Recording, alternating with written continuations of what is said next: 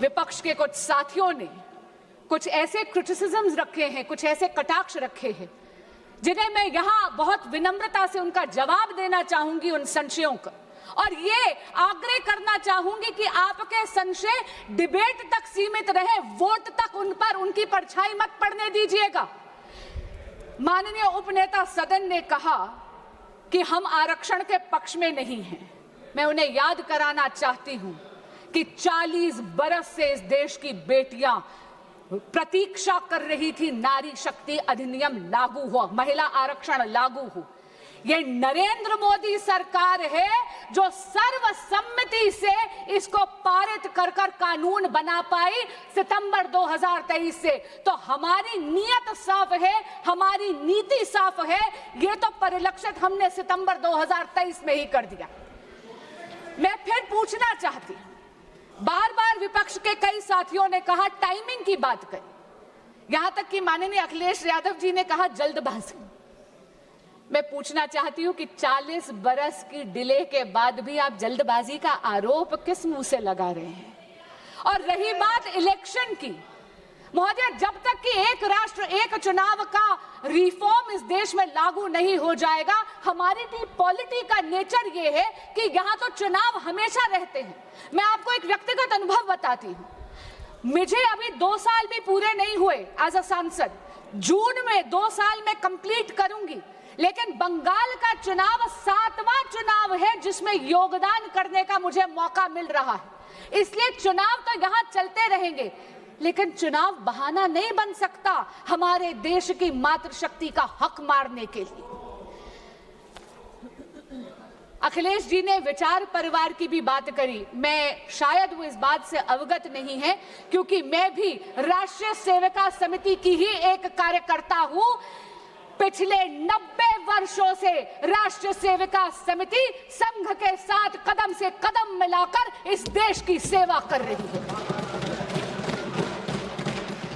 महोदया, एक भय, एक भ्रम बना दिया गया है डीलिमिटेशन को।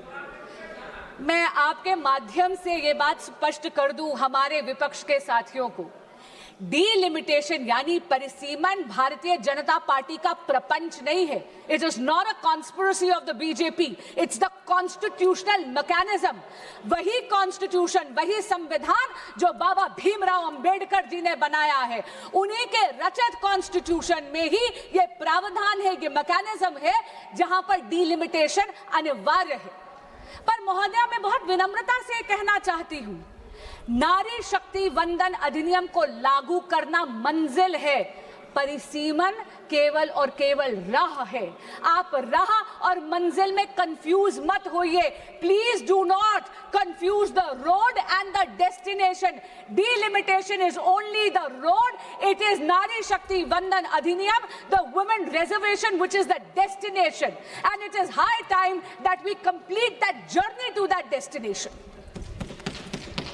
एक और बात कही गई, यहां पर बोला गया कि 543 में क्यों नहीं लगा देते, और मैं हैरान हुई जब एक महिला सांसद ने यह कह दिया कि आप परिसीमन करके सीटें बढ़ा रहे हैं, यह तो शोविनिज्म है। शोविनिज्म का आरोप लगाते हुए ये भूल गई कि 543 सीटें पुरुषों का एकाधिकार नहीं है। वो भूल गई कि इन 543 में आज भी 74 पर हम नारी शक्ति का रिप्रेजेंटेशन करते हैं। महिला सांसद भी है इस सदन में। आप रिजर्वेशन को एब्स्ट्रैक्ट में लागू नहीं कर सकते। आपको रिजर्वेशन को आइडेंटिफाइड कॉन्स्टिट्यूएंसीज में ही करना पड़ेगा, और इसीलिए परिसीमन आवश्यक है, सीटों की बढ़ोतरी आवश्यक है। कई लोगों ने पूछा कि आप 543 में ही क्यों नहीं लागू कर देते। मैं याद कराना चाहती हूं कि ये जो अभी कॉम्पोजिशन है 543 सीटों की, ये 1971 के बेसिस से, उनके सेंसस के बेसिस पे है। तब भारत की पॉपुलेशन वाज ओनली 51.4 करोड़। आज भारत की पॉपुलेशन 3 दुगनी हो गई है। हम आज 140 करोड़ का देश है। महोदया, ये सदन अनर्थ करेगा अगर महिला सशक्तिकरण की केवल बात करता है और महिला आरक्षण पॉपुलेशन को रिफ्लेक्ट करते हुए इंप्लीमेंट नहीं करेगा। नारी शक्ति वंदन अधिनियम के इफेक्टिव इंप्लीमेंटेशन के लिए यह अनिवार्य है कि परिसीमन हो और सीटें बढ़ाई जाए। 74 से 273 तक का ये जो सफर है, ये केवल मातृशक्ति के उत्थान के लिए नहीं, ये इस राष्ट्र को सुदृढ़ करने के लिए, इस राष्ट्र में एक स्वर्णिम अध्याय लिखने के लिए। एक और बोली गई बात, यहां पर उन्होंने कहा कि आप जनगणना नहीं करना चाहते। मैं पुनः याद कराना चाहूंगी, आज सुबह ही माननीय गृह मंत्री ने रिकॉर्ड पे बोला है जनगणना की प्रक्रिया चालू हो गई है। उसमें कास्ट सेंसस केंद्र सरकार करवा रही है, लेकिन महोदय ऐसा लग रहा है कि महिलाओं को आधार तो क्या मिला, विरोधियों का आधार ही खिसक गया है। महिलाओं का अधिकार से अगर आपका आधार खिसकता है तो ये आपका राजनीतिक अवसरवाद है। पर मैं आज करबद्ध प्रार्थना करना चाहूंगी विपक्ष के सभी साथियों से कि एक बहुत ही इंटेलिजेंट सॉल्यूशन इस विधेयक में, इस बिल में बनाया गया है, जहां पर यह सुनिश्चित करा गया है कि जो टेरिटोरियल ज्योग्राफी है वो तो 2011 के सेंसस के बेसिस पे करी जाए, लेकिन जो सीटों की बढ़ोतरी है उसमें किसी भी मैं पुनः कहती हूं, किसी भी राज्य का हक ना मारा जाए। अरे आज तो सदन में खड़े होकर यशस्वी प्रधानमंत्री श्री नरेंद्र मोदी जी ने गारंटी तक दे दी, और हमसे पूछिए, हम आपको बताना चाहते हैं, मोदी की गारंटी सारी गारंटी पूरी करने की गारंटी। दक्षिण भारत में तमिलनाडु में चुनाव है, इसलिए वहां के नेता चुनावी स्वार्थ में, राजनीतिक स्वार्थ में इस देश को नॉर्थ और साउथ में डिवाइड करने की कोशिश कर रहे हैं।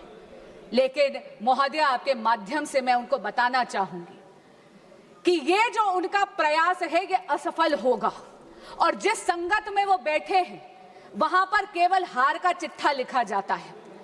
जो भी व्यक्ति इस विधेयक का और इस संशोधन का विरोध कर रहा है वो नारी शक्ति के आक्रोश का पात्र बनेगा।